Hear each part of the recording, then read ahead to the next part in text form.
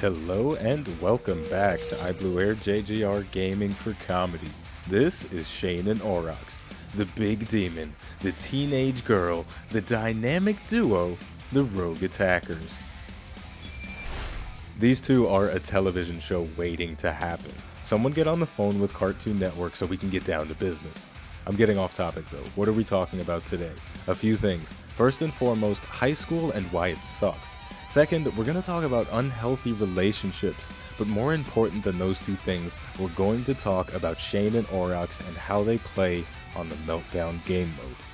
Shayne Aurox is classified by Battleborn as a stealth initiator. They really hit these descriptions out of the park, but I always feel like there's something missing. In the case of this unlikely but dynamic duo, they're also brawlers.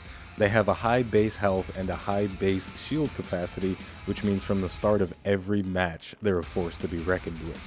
Their high base stats make them durable, and their abilities are perfectly suited for starting engagements and staying in the thick of it until there's nothing left but ash and rubble.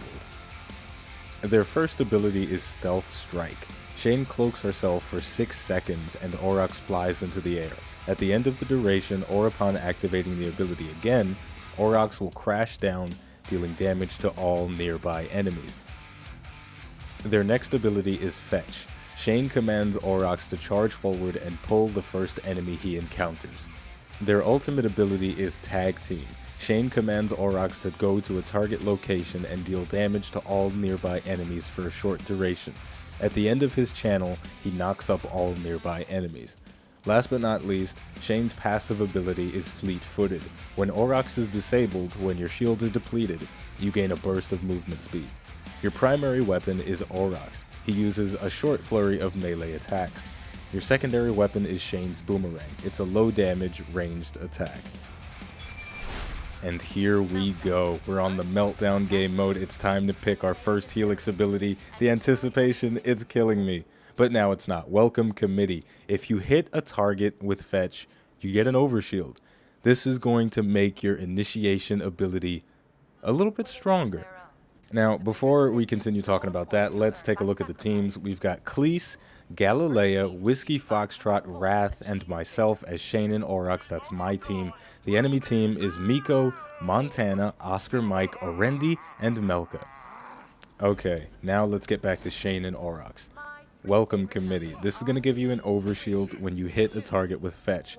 This is just going to increase your survivability. This character is a brawler, so when you get in the fight, you don't want to have to retreat. You want to be able to stay in there as long as possible, and this Overshield is going to give you a little bit more protection, going to make you a little bit more durable when you actually start those encounters off.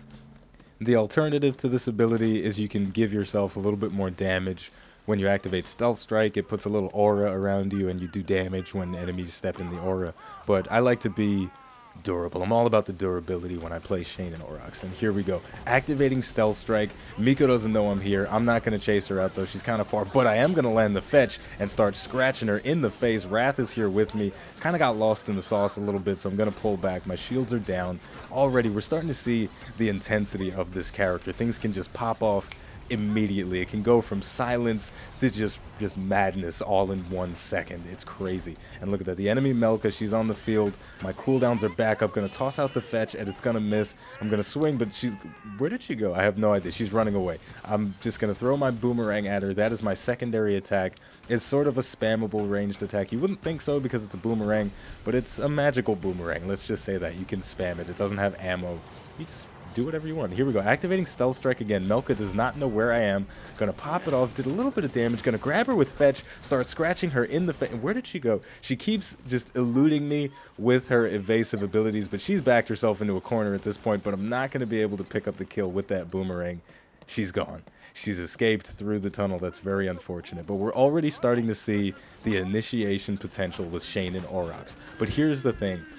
You only have the ability to initiate when you have your cooldowns up. And it looks like we're going to... Well, this is a little bit boring, but we're going to hammer away at the accelerator with our Boomerang. Apparently, I don't want to get slowed. Slow is the enemy, so I'm just going to chuck these Boomerangs. I wish I could play the Jeopardy song, but that's probably copywritten. And there it is. So it's gone.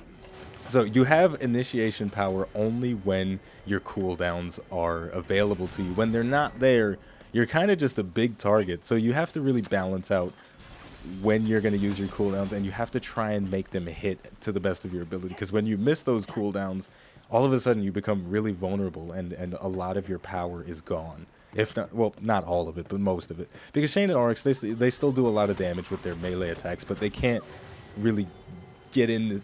They can't really get in there without their stealth, and they can't bring people to them without fetch. All right, and there we go. Using that fetch directly on top of these minions for the overshield, because I don't want to take any extra damage. They're not really focusing on me, but if they were, I would have been a little bit more protected because of that overshield. And there we go. We're playing the lane game right now. My team has a huge lead right off the bat, and we're picking another ability, Wait for the Drop. Enemies hit by Aurox at the end of Stealth Strike are slowed for 3 seconds. This is going to make your initiation power that much more powerful. It's going to give you a little bit more versatility. Here we go, activating stealth once again. I'm slinking it, I'm all slippery, and now I'm behind Arendi. She doesn't even know what's going on, grabbing her directly in the face, and just boom, she just did not see that coming. And that is the power of Stealth Strike, especially when you take it without. The alternative to Stealth Strike is you can take the ability and make it do damage, but that sort of alerts people to your presence when you get close to them, right? Because they're seeing, wait, I'm taking damage, let me get out the way, let me retreat behind my lines, right? So when you just turn invisible, it's more of a sneaky ability, you know, because once you're invisible, don't nobody know where you at. They can see the little shimmer, but they don't know you're there for the most part. So right now we're seeing a very strong early game from myself and from my team. We're just doing work. We're pushing when we need to push. And wait a minute, we're taking another ability, Hulk Out with your Jin Out. That's an interesting name, but this is just going to increase your shield recharge per second. So when your shields are recharging, they're going to recharge faster. And that just allows you to get in and out of combat quicker. It's pretty simple, right? So we're getting back in there. We're playing that lane game. We're trying to keep the score. We're trying to keep that advantage as high as possible. Just coming in there, chopping up these minions. Boom. So we're already seeing the early game potential of Shayne and Aurox is very, very high. They have the ability to start encounters whenever their cooldowns are available, and they can just get in there and start whooping that ass or scratching it or whatever. But it's very powerful. It's very powerful. Here we go. I'm ready to go back in. I don't have Stealth Strike, so I'm just going to kind of jump in there. Going to grab Miko up. Going to start scratching that mushroom tip. Some people like that. I personally, I can take it or leave it. But there we go. And then Stealth Strike is going to activate, so I'm going to kind of fake out Montana just a little bit. He doesn't really know where I am, but now he does, and now I'm getting shot, but I'm going to go behind this wall for some cover. And here we go. Going to chuck the boomerangs at him, trying to get a kill, and we got it.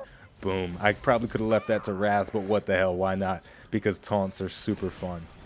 That's why. And here we go. So yes, we're already seeing the insane potential from Shayne and Aurox when you play this character well. When look at that, just getting grabs left and right. Oscar Mike, he's getting tripped up on the terrain, and I'm just scratching that face real good.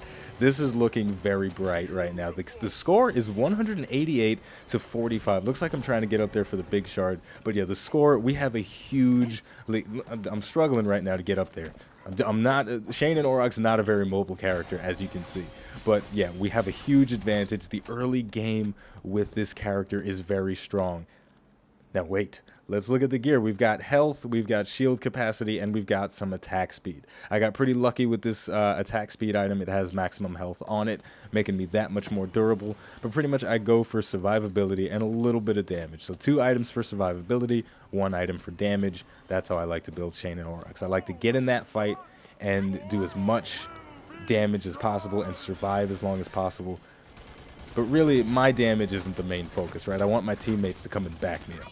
Alright, so we're doing a little melee on the turret, making sure that goes down. Looks like Melka's here, and I'm gonna pop the fetch and get it, land that overshield. Now I'm extra protected, extra durable. Gonna start throwing those boomerangs. Am I gonna be able to pick up the kill, though? They don't do that much damage. It's a slow projectile. It's not, you know, you're not gonna be able to 1v1. Oh my goodness, it hit her, and she's gone. We're gonna taunt again. We're on a roll right now, so we may as well taunt. But yeah, those boomerangs, you're never going to be able to win a 1v1 ranged attack battle against Oscar Mike if y'all are just duking it out. But if somebody manages to slip out of your clutches, they get a little too far away, start throwing them boomerangs. Now, let's look at the next ability. What's yours is mine. Fetch steals some of the target's shield on impact. So all of the damage dealt by Fetch is going to give you shields. this is making you more durable once again. So if you're in a fight, you're taking damage, boom, fetch goes out, you get an overshield, and you're getting some of your shield restored. So this is it's a twofold ability. It's offensive and it's defensive. Now wait a minute, I'm on the prowl. It looks like I'm going into stealth strike. Randy doesn't know where I am anymore, and then I'm gonna grab her up with the fetch once again. She did blind me, but that's okay. I'm going in, I'm going for the scratches. Am I gonna get the kill? Doesn't look like I'm gonna make it this time. No. Ugh, the win streak has been ended. That's unfortunate, but as we can see, sometimes if you overcommit to things, you are going to go down. Shayne and Aurox, they're very powerful, but they're not invincible. So we're going to skip ahead back to the action. We're going to pick up another piece of gear. We're going to take that attack speed now so we can, slash those claws a little bit faster. Going to throw the boomerangs just because, because we're not going to be there for a while, so we might as well get a little bit of damage out from a distance. And are we going to be able to kill Montana? No, we're not. Looks like the tides might be turning. The score is 250 to 107. Things are still looking all right for us. And Orendi going to go down again, landing those fetches. That is what Shayne and Aurox is all about. It's a difficult character to play for the simple fact that if you miss your fetch, then you're kind of assed out for the duration of the cooldown. But when you do land that fetch, it's very powerful. Now, here's another thing about Shayne and Aurox.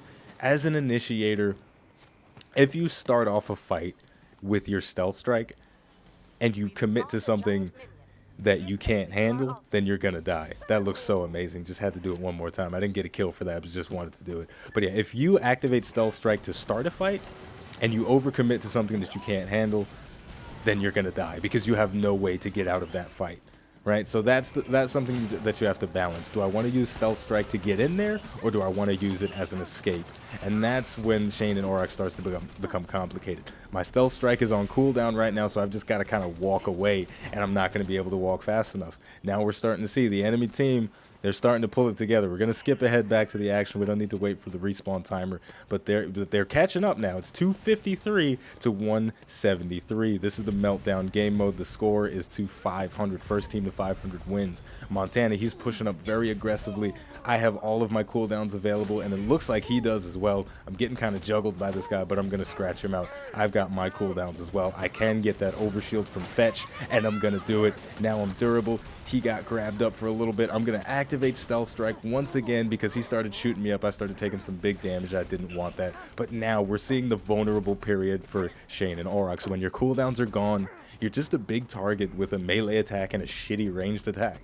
So you got to balance that out. You got to only go in when you know your cooldowns are ready, or if you've got all your teammates behind you to back you up. That's what it's all about with this character. It's about balancing those engagements. And look at this. Activating the Stealth Strike. Looks like we're going for the aggressive approach. Going to slow Oscar Mike. He's not going to be able to get away. Where you go? He's trying to back up. He's trying to do some side steps. It's not going to work. We're doing some big things. We got the ultimate. We're going to put it down on that giant minion. Just getting that big damage off because those things are worth 20 points. And as you can see, the enemy team has officially caught up. It's such a good thing that they didn't surrender, because if they did, well, they would have missed the match of the century, because this is intense right now. That giant minion is just creeping up right now. It's creeping up, and Montana is supporting it, and I don't like it. Trying to throw out the fetch, and it looks like it grabbed something, but not what I wanted it to grab. I think it grabbed a minion there, but here we go. Montana, he's being very aggressive, scratching him in the back, though. He's going after someone else. I don't want him to do that, and doesn't look like I'm going to be able to catch him, because my damage output is not that high as Shayne and Aurox, but I am getting chewed out. Going to activate Stealth Strike for the escape, and now Montana, he's bit off more than he can chew, and I'm going to grab him up with fetch, and now I'm going to chew him out. Or maybe not. This big guy runs kind of fast, but he's going to go down. I think the Thumper turret might have gotten the kill for that, but sometimes I feel like Montana runs a little too fast for such a big guy. It's a little strange if you ask me. But anyway, we're going back to the base. We see that score. It's getting very close. The next ability, though, the Immortal Aegis. At the conclusion of any skill, Shayne and Aurox's shield immediately begins to recharge. This is going to make you that much more durable. And here we go, picking one more ability. What's it going to be? It's going to be left or right. It's going to be the left. Sneaky and resilient. When you activate Stealth Strike, you get a 20% damage reduction. So you're probably thinking to yourself, if I'm invisible, why do I need damage reduction? Well, invisible and invincible are two different things. Even after you activate Stealth Strike, you can still be hit by enemy players, and taking that extra damage reduction will just give you a little bit of extra chance to survive. So I'm activating that stealth strike. I'm sort of biding my time, but Miko's gonna actually walk back and walk directly into the stealth strike, and that is the power of being invisible. You can wait for people and confuse them. He didn't know where I was, and looks like Wrath is in an interesting encounter here. Oscar Mike might have actually taken him out if I didn't land that fetch. Once again, we're starting to see you have to land those fetches if you want to be successful with Shayne and Aurox. And here we go, getting aggressive, putting that ultimate down on some minions, using it for wave clear. It's best in a team fight, but sometimes you just got to clear those waves, because as you can see, the enemy team has taken the lead. The score is now 285 to 306. They're starting to do some work, so we need to kill these minions. We need to prevent the enemy minions from getting to us, and sometimes that means using a very powerful ability like Shayne and Aurox's ultimate, or like Fetch. Look at this, grabbing Melka from an incredible distance. She's gonna escape though. I always lose her when she jumps in the air. She's just very elusive. She's a sneaky little thing, and I don't like it. But we're gonna retreat for now. We're gonna let our shields regenerate, but we're seeing a lot of stuff right now. This is a very intense match. We're gonna take up that last piece of gear, so now we've got increased shield capacity, increased health, and increased attack speed, but we're going in for the fight. We're going for Miko, activating that stealth strike. Now Miko is slowed, but she's behind a minion wave, so I'm not gonna overcommit for that. I was already taking some pretty big damage. I don't want to press my luck too hard, because really I don't think I have that much luck. But I think that might have been the first fetch that I missed all game. But you know, thankfully my team is here, and they're doing a really good job of cleaning up the mess that I left behind by missing fetch. And I'm very low on health. I think I have the venom on myself from Melka, so that's that. It's not going to be enough to kill me. My shields are going to come back in time, and I feel like I should retreat in a situation like that, and this is what I'm doing. Going back to that healing station. Now it's time to breathe. It's time to collect yourself. But you know what? That's enough health. Or is it? Or is it? I don't know. It's like I'm thinking, do I need more health? Maybe just a little bit. So I'm gonna wait on the battlefield. You know, I'm tired of going back and forth to the base. So I'm gonna chill. I'm gonna stay. And you know, at 700 something health, that's enough. Let's get back in the action, because the team is still fighting. Gonna activate stealth strike. Miko doesn't know where I am, but he is running from Galilea. So the stealth strike, it's not going to be useful in that situation. Going to do some damage to minions, but it's not the most powerful attack as far as damage is concerned. It's more of an initiation thing, because if you get in there, you can slow as many targets that you hit with it, right? So if there's a big team fight going on and you're not a part of it yet, activate that stealth strike, hit everybody in that field, and you've slowed them down. You've weakened them dramatically. Gonna pop Fetch directly on top of Miko just to get a little bit of extra damage. Fetch, it actually has a small CC component to it, even, you know, if you don't have to pull somebody very far. Whoa, wait a minute. Montana putting that ultimate directly on top of him. He is going to run out of it, and now I'm going to try and run away. That ultimate just scared him away a little bit, and it sort of gave me exactly what I needed to escape. And it looks like somebody finished him off. That's really good for us. So yeah, Fetch, in addition to pulling people, it does restrict their movement for a very, very short time after they're brought back to your character. So it is, you know, if Miko's running around, if he's healing somebody and you're right next to him, activating Fetch will stop his heals. It will crowd control him very briefly. So now we're going to go back to base, and we're going to take the next ability, Bigger, Badder, Jin. I'm getting ahead of myself, but this is going to increase your maximum shield capacity by 240. So that's just going to make you a little bit more durable. So when you go for those engages, you're going to be stronger. And next up, we are going to take, what are we going to take? Sustained Stealth. That's what we're going to take. It's going to increase the duration of your stealth strike by 6 seconds, giving you a whopping 12 seconds of invisibility. That is ridiculous. You can clear so much ground. You can sneak. You can position yourself behind enemy lines, drop that stealth strike, slow them out, do some damage, and now you're initiating. You're starting off the fight. You're saying, hey, it's time to get it popping. So here we go. We're activating that stealth strike. We're slinking in. Nobody knows where we're at until now. Melka has certainly been made aware of our presence. She's jumping in the air. I've lost her again. She's very slippery when she uses her abilities. I think, here we go. We're going to toss out the Fetch at a Rendy, but we're not going to land it. But we are going to back her up into a wall. She's got her back up against the wall, literally, and I am slashing that face real good because of it. That is just a bad move on her part. She didn't position herself very well. But here we go. The whole team is just beating on Montana now. He's a big guy, and it takes a lot to get him down. I was trying to get towards Miko there, but it didn't so much work with the stealth strike. But I am going to get the grab. I'm going to put down that ultimate. Not really the best position for it, but it is preventing them from coming forward, or at least it's decentivizing them from moving forward. It's a very tricky ability to use. Oscar Mike once again getting slashed in the face. Myself and Wrath are putting in the business on him. He's going to put down that fire, and I'm going to clap him in the face. That was pretty brutal. But yeah, Shayne Aurox's ultimate, it's incredibly powerful. I haven't been using it to the best of its potential for this match, but it's tricky to use, right? If there's a big encounter going on, boom, put it in the middle. That's the ideal way to use it, is to get it on as many enemy targets as possible, potentially wipe an entire team.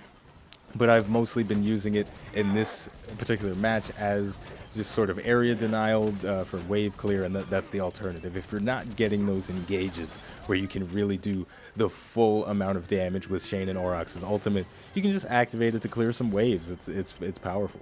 So you've got to balance that. You got to determine what's better. And here we go, slinking up behind Miko.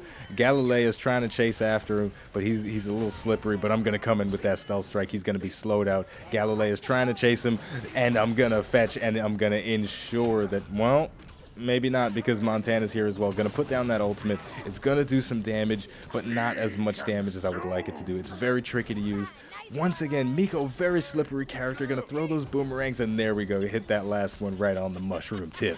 And here we go, activating Stealth Strike. Once again, just deactivating it very quickly for the slowing effect on Montana. Trying to save Galilea. She's very low. I think she made it away.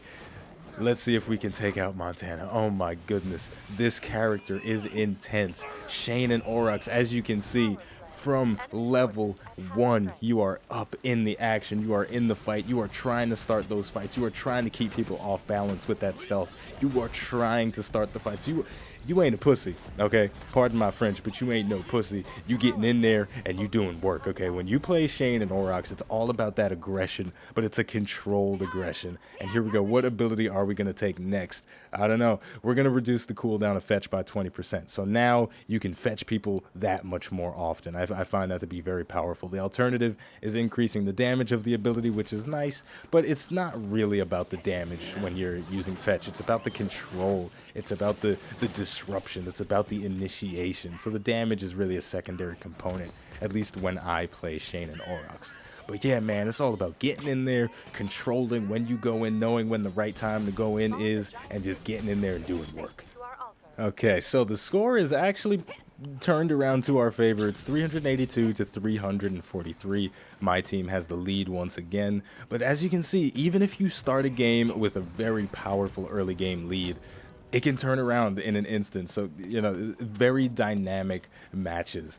You know, some people will say that the matchmaking in Battleborn isn't that good, but I'll beg to differ. And here we go. It looks like I'm trying to start this engage. Gonna activate Stealth Strike. Gonna slow Miko. He's trying to run, but girl, you done messed up. I'm gonna activate that Stealth Strike, but it looks like I'm getting slowed by Montana, so I'm not gonna be able to fully chase. I might have overcommitted to this situation. Yes, I did.